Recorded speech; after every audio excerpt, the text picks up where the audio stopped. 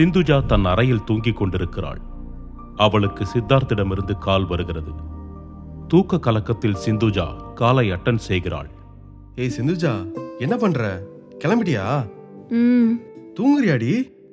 அடி பாவி, என் பர்த்டேக்கு என்ன பார்க்க வரலையா? டே வரேன்டா, ஈவினிங் தான்டா ஷிப்பு. நான் மண்டே மார்னிங் ரீச் ஆயிடுவேன்டா. ஷிப்பா? ஃப்ளைட் என்னாச்சு? ஷிப் தான்டா நல்லா இருக்கும். ஓ, மண்டே வந்துருவல்ல? கப்பல் நடுக்கடல்ல நின்னுட்டா கூட நானே இறங்கி தள்ளிட்டு சென்னை வருவேன்டா. யூ டோன்ட் வரிடா குட்டிமா. ஓய் அந்தமான் மகாராணி, என்ன நக்கலா? டே கவலைப்படாதடா. எப்படி இருந்தாலும் என்ன ஆனாலும் நீ 7 கடல் 7 மலை தாண்டி இருந்தாலும் நான் உன்னை மீட் பண்ணுவேன். ஓகேவா? நான் போயிட்டு குளிச்சுட்டு சாப்பிட்டு ரெடி ஆகணும். பாய்டா. ஏய் சிந்து, என்னடா? அந்தமான்ல இருந்து என்ன பாக்குறதுக்கு என்ன வாங்கிட்டு வர? டே நான் கிளம்பணும்டா. என்ன வாங்கிட்டு வரேன்னு நேர்ல பாப்ப. போனை விட மாங்க. சிந்துஜா தன் பெட்டிலிருந்து இறங்கி சித்தார்த்தை பார்ப்பதற்காக சந்தோஷமாக வீட்டிலிருந்து ஹார்பருக்கு புறப்பட்டாள். அந்தமானிலிருந்து சென்னை செல்லும் கப்பலில் தன் டிக்கெட்டை காண்பித்து ஏறினாள். கப்பலில் அவளுக்கென தனி அறை அங்கு கொடுக்கப்பட்டது. அது சிந்துஜா யார், எவ்வளவு பெரிய பணக்கார குடும்பத்தை சேர்ந்தவள் என்பதை மற்றவர்களுக்கு முன் காண்பித்தது. சிந்துஜா ஜன்னல் ஓரமாக உட்கார்ந்து தன்னுடைய டைரியை எடுத்து படிக்க ஆரம்பித்தாள். எனக்கோ சித்தார்த்துக்கும் நடுவுல இந்த இடைப்பட்ட தூரம் எனக்குமே எங்களுக்கு பெருசா தெரிஞ்சதே இல்லை. எஸ், சித்தார்த்த என் காலேஜ் ஃபர்ஸ்ட் டே தான் மீட் பண்ணேன். சித்தார்த் மெக்கானிக்கல் இன்ஜினியரிங், என்னோட காலேஜ் சீனியர். அந்தமான்ல இருந்து ரொம்ப கஷ்டப்பட்டு எங்க அப்பா அம்மா கிட்ட பெர்மிஷன் வாங்கி சென்னைக்கு இன்ஜினியரிங் படிக்க வந்தேன். எங்க அப்பாவோட ஆசைலாம் என்ன லா படிக்க வைக்கணும்னு தான். பட் எனக்கு தெரியும் அதெல்லாம் நமக்கு செட் ஆகாது. 4 வருஷம் ஹாப்பியா இன்ஜினியரிங் படிக்கிறோம், என்ஜாய் பண்றோம், அப்படி ஒரு மைண்ட் செட்ல தான் சென்னைக்கு வந்தேன்.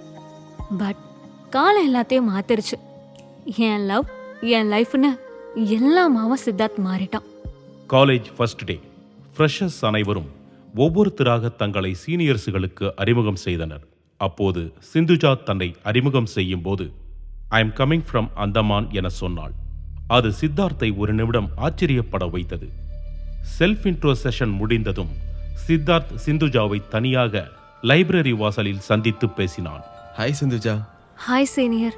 அந்தமான்ல இருந்து சென்னை எப்படி வந்தீங்க? ஃப்ளைட்ல. நான் அதை கேட்கல. Why Chennai, why engineering? Why not?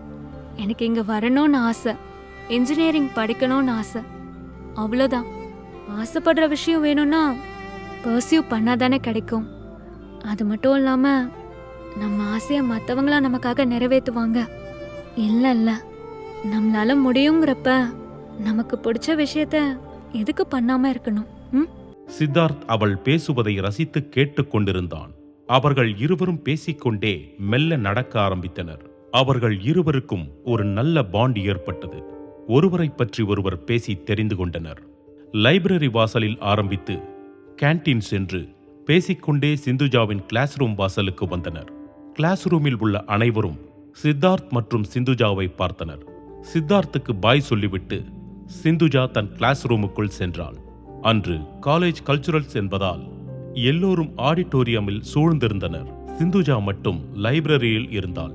Siddharth சிந்துஜாவை college முழுவதும் தேடி கடைசியாக லைப்ரரி தேடி வந்தான். எல்லாரும் அங்க இருக்காங்க, நீங்க என்ன பண்ற? எல்லாரும் அங்க என்ன பண்றாங்க? இன்னைக்கு கல்ச்சுரல்ஸ் இல்ல? எனக்கு இந்த கிரவுடுனாலே அலர்ஜி. அப்போ நான் இருக்கட்டுமா, போகவா? சிந்துஜா லேசாக புன்னகைத்தாள். யாரும் இல்லாத லைப்ரரியில் இருவரும் பேசினர் பேசிக்கொண்டே இருந்தனர். திடீரென சித்தார்த் சிந்துஜாவின் கையை பிடித்தான். சிந்துஜாவுக்கு என்ன செய்வதென்றே தெரியவில்லை. அவளின் மூச்சு பலமானது. சிந்துஜாவின் கையில் காயம்பட்ட தழும்பு இருந்தது. எப்படி அடிபட்டுச்சு? சின்ன வயசுல கீழே விழுந்துட்டேன். அந்த லைப்ரரி வெளிச்சத்தில் இருவரும் ஒருவருக்கொருவர் கண்களை பார்த்து கொண்டனர். என்னதான் சிந்துஜா அழகாக இருந்தாலும் அதுவரை சித்தார்த்தின் கண்களுக்கு அவள் அவ்வளவு அழகாக தெரியவில்லை. இப்போது அவர்கள் உலகத்தில் யாரும் இல்லை. எல்லாரும் மறைந்து போயினர். அவர்களுக்குள் உள்ள தூரம் குறைந்து கொண்டே போனது. யார் முதல் என தெரியவில்லை. ஒருவேளை இருவருமாக இருக்கலாம். தங்களின் முதல் முத்தம் பரிமாறப்பட்டது. இருவரும் லைப்ரரியில் இருப்பதை மறந்து போனார்கள். அந்த 30 நொடி இருவர் ஒருவராகிப் போனார்கள். அந்த முதல் முத்தம் தங்களுக்குள் மறைத்து வைத்திருக்கும் காதலை திறந்த திறவுகோல். கனவு உலகத்தில் இருந்து வெளிவந்த சிந்துஜா அவனை மெல்லத் தள்ளினாள். இருவரும் சற்று மூச்சு வாங்கினர். ஏனென்றால் அது இருவருக்குமே புது அனுபவம். சாரி. இல்ல, நான் தான் சாரி. இருவரும் மீண்டும் ஒருவரை ஒருவர் பார்த்து சிரித்துக்கொண்டு லைப்ரரியில் இருந்து வெளியே வந்தனர். அந்த லைப்ரரி சந்திப்பு அவர்களுக்குள் இருக்கும் காதலை உறுதிப்படுத்தியது. இருவரும் ஹாஸ்டலுக்கு நடந்து சென்றனர். இந்த தருணத்தை விட்டால் வேறு கிடைக்காது என நினைத்த சித்தார்த் அவளிடம் தன் காதலை வெளிப்படுத்தினான். சிந்துஜா, நான் உன்கிட்ட ஒன்று சொல்லணும். என்னன்னு எனக்கு தெரியும். நீ நீ சொல்லாத.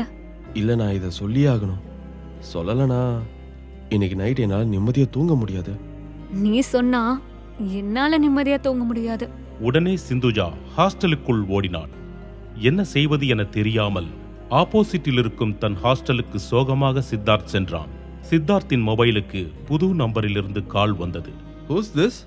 ஐ லவ் யூ. சிந்துஜா? வேற யாரு சொல்லுவாங்கன்னு சார் எதிர்பார்த்தீங்க? இருவரும் ஒருவருக்கொருவர் வெட்கப்பட்டு சிரித்தனர். அவர்கள் காதலோடு சேர்ந்து இப்படியே நாட்கள், மாதங்கள், வருடங்கள் ஓடியது. சிந்துஜா ஃபைனல் இயர் சென்றாள். சித்தார்த் காலேஜ் முடித்துவிட்டு வேலை தேடும் பிஸியில் மூழ்கி போனான். சிந்துஜா வீட்டில் அவளுடைய அக்காவின் குழந்தைக்கு பெயர் வைப்பதற்காக அவள் அந்தமான் செல்வதற்காக புறப்பட்டாள். சிந்துஜாவை வழியனுப்ப சித்தார்த் ஏர்போர்ட்டிற்கு சென்றான். எப்போ ரிட்டர்ன் தெரியலையே. இப்போ ஊருக்கு போறியே, திடீர்னு ஒரு பையனை பார்த்து உனக்கு கட்டி வச்சிட்டாங்கன்னா என்ன பண்ணுவ? ஹாப்பியா கல்யாணம் பண்ணிட்டு ஜாலியா செட்டில் ஆயிடுவேன். அடி பாவி துரோகி. சிந்துஜா சிரித்துக்கொண்டு சித்தார்த்தை கட்டிப்பிடித்துக் கொண்டு, டேய், அப்படிலாம் நான் உன்னை தனியா விட மாட்டேன்டா. சரிடா, நீ சிரிச்சாதான் நல்லா இருக்கும். உம்மன் இருந்தா நல்லாவே இல்ல. சித்தார்த் மெல்ல சிரிக்கிறான். வீட்டுக்கு போயிட்டு என்னை பத்தி உங்க அப்பா அம்மா கிட்ட பேசி சிந்துஜா. என்ன சொல்லணும்? சித்தார்த்னு வேலை இல்லாத ஒரு தமிழ் பையன் என்ன லவ் பண்றான்னு சொல்லணுமா? ஏய், நான் தேடிட்டு தான் இருக்கேன். அது கிடைக்கல. அதுக்கு நான் என்ன பண்றது? அப்போ ஃபர்ஸ்ட் நல்ல வேலையா தேடு. அப்புறம் தான் என்னால வீட்ல பேச முடியும். சரியா? சரி. குட் பாய் என்று சொல்லிவிட்டு கட்டி அணைத்து அவனிடமிருந்து விடை பெற்றாள். அந்தமானில் உள்ள டாப் 10 குடும்பத்தில் சிந்துஜாவின் குடும்பமும் ஒன்று. நீண்ட நாட்களுக்கு பிறகு சிந்துஜா தன் வீட்டிற்கு அக்காவின் குழந்தையை பார்க்கவும் பெயர் வைக்கும் ஃபங்க்ஷனுக்கும் வருகிறாள். ஃபங்க்ஷன் சிறப்பாக நடைபெற்றது. சிந்துஜாவிற்கு சித்தார்த் சொன்னது நினைவிற்கு வந்தது. சிந்துஜா தன் அப்பாவிடம் தனியாக பேசினாள். அப்பா. சொல்லுமா. அப்பா, காலேஜ்ல ஏதாவது ப்ராப்ளமா? யாராவது டிஸ்டர்ப் பண்றாங்களா? அதெல்லாம் இல்லப்பா. வேற என்னமா? அப்பா, நான் சித்தார்த்னு ஒருத்தரை லவ் பண்றேன். சிந்துஜாவின் தந்தை சிறிது நேரம் மௌனமாக இருந்துவிட்டு, என்ன பண்றாரு சித்தார்த்? அப்பா, அவர் என் காலேஜ் சீனியர். மெக்கானிக்கல் இன்ஜினியரிங் முடிச்சிட்டாரு. அப்போ வேலை எதுவும் இல்லை, அப்படிதானே? வேலை இப்போ இல்ல, ஆனா கண்டிப்பா கிடைச்சிரும். இவ்வளவு கான்ஃபிடென்ட்டா இருக்கேன்னா நான் மிஸ்டர் சித்தார்த்தை மீட் பண்ணணுமே. ஓகே, நீ என்ன பண்ற? நாளைக்கே வந்து மிஸ்டர் சித்தார்த்தை என்னை மீட் பண்ண சொல்லு, நான் பேசணும். சிந்துஜா சரி என தலையசைத்தாள். தன்னுடைய அறைக்கு வந்த சிந்துஜா கதவினை லாக் செய்துவிட்டு சித்தார்த்துக்கு கால் செய்தாள். ஹே சித், எங்கடா இருக்க? நான் எங்க இருப்பேன்? இங்கேதான், அடையார்ல. நீ உடனே கிளம்பி என் வீட்டுக்கு வா. ஏன், வீட்ல யாரும் இல்லையா? டேய், அப்பா உன்னை மீட் பண்ணணும்னு சொன்னாருடா. நீ சீக்கிரமா இப்பவே கிளம்பி வா அந்தமானுக்கு. ஏய், என்ன சொல்ற? டேய், இத பாரு, நான் இப்பவே உனக்கு டிக்கெட் புக் பண்ணிடுறேன். நீ என்ன பண்ணுவியோ எனக்கு தெரியாது. எப்படியாவது எங்க அப்பா கிட்ட பேசி அவரை கன்வின்ஸ் பண்ணிடு. உன்னை கன்வின்ஸ் பண்றதே கஷ்டம், இதுல உங்க அப்பா வேறயா? டேய், இப்போ நீ வரப்போறியா இல்லையா? வரேன். ஆமா, உங்க அப்பா என்கிட்ட என்ன கொஸ்டின்லாம் கேட்பாரு? ஏதாச்சும் கொஸ்டின் பேப்பர் இருந்தா லீக் பண்ணு. டேய், உன் இன்ஜினியரிங் புத்தி போகாதுல்ல? அவர் என்ன கேட்டாலும் நீ அதெல்லாம் கூலா ஹேண்டில் பண்ணிடுவ. I know. இவ்வளோ கான்ஃபிடென்ட்டா என் மேல? என்ன நினைச்சா எனக்கே பெருமையா இருக்கு.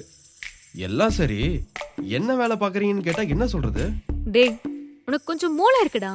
S, that's a valid point. New business start பண்ண போறேன். ஐ அம் வொர்க்கிங் ஆன் இட்னு சொல்லு. என்னால எல்லாம் போயெல்லாம் சொல்ல முடியாது. என்ன விளாடுறியா? சரி போய் சொல்லாத. வேற என்ன சொல்லுவேன்? 2 இயர்ஸா வேலை தேடிட்டு இருக்கேன்னு சொல்ல போறியா? சிந்துஜா, நீ என்ன நம்புறல்ல, நான் பேசி கன்வின்ஸ் பண்றேன். நீ கவலைப்படாத. உன்னை நம்பாம வேற யார நான் நம்புறது? என்ன வேணாலும் பேசு, பட் அப்பாவை மட்டும் கன்வின்ஸ் பண்ணிடுறான். ஓகே, டுமாரோ மார்னிங் அங்க இருப்பேன். இப்பவே பிரேக்ஃபாஸ்ட் ரெடி பண்ணிரு. சாருக்கு என்ன பிரேக்ஃபாஸ்ட் வேணும்? நான் கொஞ்சம் டயட்ல இருக்கேன். ஸோ சிந்துஜாவோட ஹனி லிப்ஸ் மட்டும் போதும். டேய் சி, எப்ப பாரு அதே நினைப்பு தானே உனக்கு? ஒழுங்கா சீக்கிரம் வந்து சேரு. பேசுறதுல தான் இருக்கு. பிரேக்ஃபாஸ்டா இல்ல நீ கடைசி வரைக்கும் டயட் தானான்னு?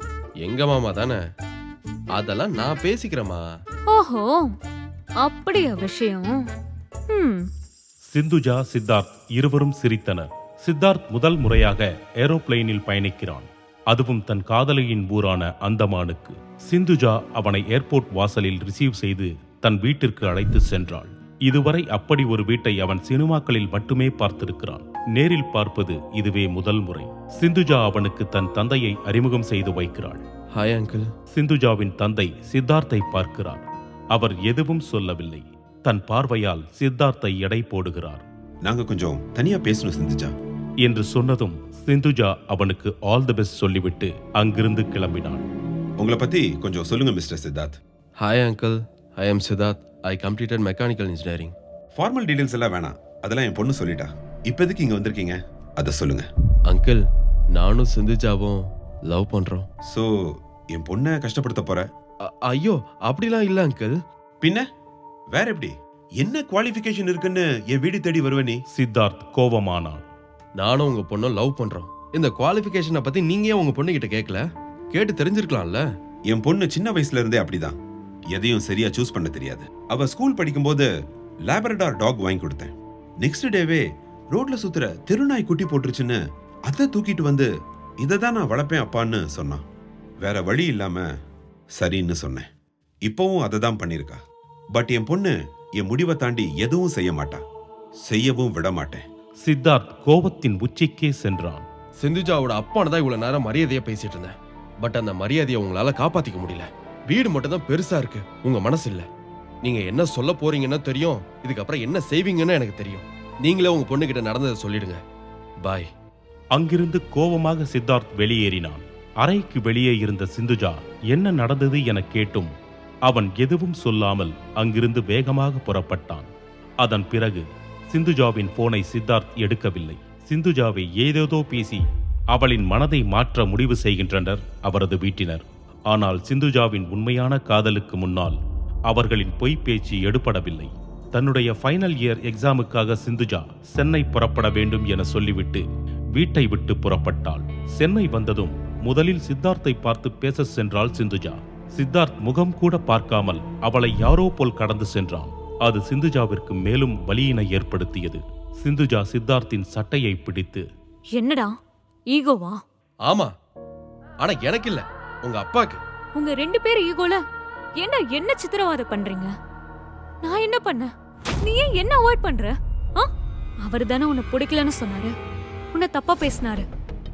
நான் இல்லையே, நான் இன்னும் உன்னை தானே லவ் பண்ணிட்டு இருக்கேன். அப்புறம் எதுக்கு நீ என்ன அவாய்ட் பண்ற? ஓ, அப்ப உங்க அப்பாவோட பர்மிஷன் இல்லாம நம்ம கல்யாணம் பண்ணிக்கலாம், அது ஓகே தானே உனக்கு? நான் அப்படி மீன் பண்ணலடா. வேற எப்படி மீன் பண்ற? அவர் பேசினது தப்புதான். பட் நாளைக்கே நம்ம கல்யாணம், சேர்ந்து வாழணும், குழந்தைங்க அப்படிலாம் வரும்போது பணம் இல்லாம எப்படிடா முடியும்? ஓகே, எனக்கு புரியுது, நீயும் வேலை தேடிட்டு இருக்க, எல்லாமே புரியுது. இப்போ காலேஜ் முடிச்சுட்டு நானும் வேலை தான் பார்க்க போறேன், அதுல எந்த ப்ராப்ளமும் இல்லை. பட் 2 பேரும் சேர்ந்து லைஃபை லீட் பண்ற அளவுக்கான பணம் நமக்கு வேணும்ல, சந்தோஷமா வாழணும்ல. நீயும் அதான ஆசைப்படுற? சிந்துஜாவின் இந்த பேச்சுக்கு பின் சித்தார்த்தால் எதுவும் பேச முடியவில்லை. சித்தார்த் மீண்டும் பழைய இயல்புக்கு வந்து சமாதானமானவனாய் சிந்துஜாவை கட்டி அணைக்கிறான். ஐ எம் சாரிடா. போடா, என் கால்ஸ் கூட அட்டென்ட் பண்ண முடியாத அளவுக்கு பிஸியா இருந்தியா? ஐ எம் சாரிடா என இறுக்கி அணைத்துக் கொள்கிறான். சிந்துஜா, எனக்கு ஒரு டவுட். என்ன? நம்ம 2 பேரும் சேர்ந்து வாழ்றதுக்கு கல்யாணம் அவசியமா? இல்ல, புரியல. நம்மள ஒருத்தருக்கு ஒருத்தர் பிடிச்சிருக்கு, நம்ம லவ் பண்றோம், எல்லாம் ஓகே. நம்ம 2 பேரும் சேர்ந்து வாழ்றதுக்கு கல்யாணம் அவசியமா? ஓகே, பட் காசு அவசியம் இல்ல. That's the valid point. காதல்னா ஓகே, கல்யாணம்னா மட்டும் ஏன்டா ஓடுற? ஹேய், யார் ஓடுனா? ஜஸ்ட் சஜஷன் சொல்றேன். உன் சஜஷனை தூக்கி பின்ல போடு. இப்போது சித்தார்த் தன் பேக்கிலிருந்து ஒரு கவரை எடுத்து சிந்துஜா முன் நீட்டினான். ரெஜிஸ்டர் மேரேஜ் அப்ளிகேஷனா? பிரிச்சு பாரு. அதில் சித்தார்த்திற்கு ஜெர்மனியில் வேலை கிடைத்ததற்கான ஆஃபர் லெட்டரும் விசா மற்றும் ஒர்க் பெர்மிஷன் லெட்டரும் இருந்தது. சிந்துஜா அதை பார்த்ததும் அவளுக்கு சித்தார்த்துக்கு வேலை கிடைத்துவிட்ட சந்தோஷமும் தன்னை விட்டு வெளிநாடு போகப் போகிறான் என்ற அழுகையும் சேர்ந்து அவள் கண்ணில் கண்ணீர் வந்தது. டே, நான் என்ன சொல்றதுன்னு எனக்கு தெரியல. ஐ லவ் யூன்னு சொல்லு. சிந்துஜா சிரித்துக்கொண்டே அழுதாள். ஓய், எதுக்கு இந்த அழகான கண்ணில் இருந்து இந்த கண்ணீர் எட்டி பார்க்குது என சொல்லிவிட்டு அவள் கண்ணீரை துடைத்தான். நான் சொன்னதான் போறியா? அதுவும் அவ்வளோ தூரம். இங்கே நம்மளால எதுவும் பண்ண முடியாதா? Hey you modern mind set girl, என்ன பேசுற? ஜெர்மன்ல யூரோவா அள்ளி தரேன்னு சொல்லி கூப்பிடுறாங்க. இப்ப போகாம? அப்போ உனக்கு பணம் தான் முக்கியமா, நான் இல்லையா? எனக்கு பணம் முக்கியம் இல்ல, எனக்கு என் ஆள் தான் முக்கியம். பட் என்னோட ஆளோட அப்பாவுக்கு பணம் தான் முக்கியம். நான் சீக்கிரமே நிறைய பணம் சம்பாதிக்கணும். வீடு, காரு. சிந்துஜா அவன் வாயின் மேல் கை வைத்து, நீ போய் தான் ஆகணுமா? போகணும்னு இல்ல, பட் போய் தான் ஆகணும். ஜஸ்ட் 5 years டா. நீ என்ன சொன்னாலும் என் மனசு கேட்க மாட்டுதே. நான் வேணும்னா உன் மனசு கிட்ட பேசட்டுமா? ஏய், சித்தார்த் சிந்துஜாவை கட்டி அணைத்து சமாதானப்படுத்துகின்றான். சித்தார்த்தை பிரிய மனமில்லாமல் ஏர்போர்ட் வாசலில் அவனின் கையை பிடித்து நிற்கிறாள் சிந்துஜா. ஜெர்மன் புறப்படும் பிளைட் வந்ததாக அறிவிக்கின்றனர். சித்தார்த் அவளை பொய்யான சிரிப்பு கலந்த கவலையுடன் பார்க்கிறான். சிந்துஜாவின் கண்களில் கண்ணீர் ஊற ஆரம்பிக்கிறது. போகட்டுமா? சிந்துஜா சித்தார்த்தை கட்டி அணைத்து, போகாத, எப்படியே இருக்கு கட்டிக்க. எப்படியே கட்டிக்கிட்டா எப்படி கல்யாணம் கட்டிக்கிறது? நீ என்னால தானே போற. உன்னாலன்னு சொல்ல முடியாது, பட் உனக்காக, நமக்காக. சிந்துஜா அழுகிறாள். சித்தார்த் அவள் கண்ணீரை துடைத்து விடுகிறான். ஏன் அழுவுற? இவ்வளவு நாள் காதல் தந்த, இப்போ கண்ணீர் தர. ஹே, என்ன கண்ணீரோட சேர்த்து கவிதையும் கொட்டுது. I'm going to miss you so much. சீக்கிரமா வாடா. அப்படி வரலனா நீ எங்க இருந்தாலும் நான் அங்க வருவேன் என்று சொல்லிவிட்டு கட்டி அணைக்கிறாள். சித்தார்த்தை பிரிய மனமில்லாமல் சிந்துஜா வழி அனுப்புகிறாள். எல்லாவற்றையும் தன் டைரியில் படித்து முடித்துவிட்டு தன் கடந்த காலத்திலிருந்து நிகழ்காலத்திற்கு வந்தாள் சிந்துஜா. கப்பல் சென்னை வந்தடைந்தது. அவள் ஏதோ ஒரு கூட்டத்திற்கு சென்றாள். அது காணாமல் போன ஜெர்மன் பிளைட்டின் 5வது வருட துக்க அனுசரிக்கும் கூட்டம். ஆம், அன்று சித்தார்த் சென்ற பிளைட் இயந்திர கோளாறு காரணமாக காணாமல் போனது. அரசாங்கம் எவ்வளவு முயற்சி செய்தும் அதை அவர்களால் கண்டுபிடிக்க முடியவில்லை. அந்த பிளைட்டில் சென்ற 155 பேர் என்ன ஆனார்கள் என யாருக்கும் தெரியவில்லை. இன்றளவும் அவளது காதல், அவள் கண்ணில் இன்னும் அவனின் முகம் புதைந்துள்ளது. சிந்துஜாவின் இத்தனை வருட வேதனைகளும் பிரார்த்தனைகளும் சித்தார்த்தே, அவன் ஒருவனே. சித்தார்த் எங்கேயோ இன்னும் இருப்பதாகவும் நம்பிக்கொண்டு இன்றளவும் சுவாசித்துக் கொண்டிருக்கிறாள் சிந்துஜா. அவனின் நினைவுகளுடன், பேசிப்போன வார்த்தைகளுடன் இன்னும் இந்த பூமியில் வாழ்கிறாள் சிந்துஜா.